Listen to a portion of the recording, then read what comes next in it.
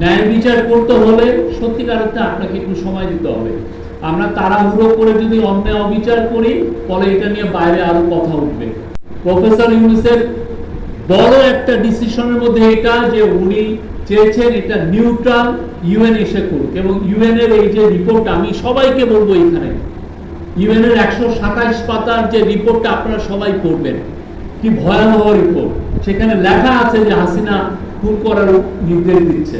ন্যায় বিচার করতে হলে সত্যিকার অর্থে আপনাকে একটু সময় দিতে হবে।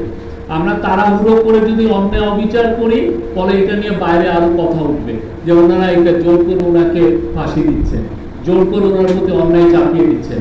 আমরা এটা চাই না। আমরা বলবো যে আমরা ন্যায় প্রতিষ্ঠার জন্য যতটুকু করার দরকার সেটাই আমরা করছি, এবং সেটার জন্য অনেক ক্ষেত্রে একটু ডিলে হচ্ছে, দেরিতে হচ্ছে, কিন্তু সেটা সত্যিকার অর্থে আমরা ন্যায় বিচার প্রতিষ্ঠা করার জন্যই এই ডিলেটা হচ্ছে।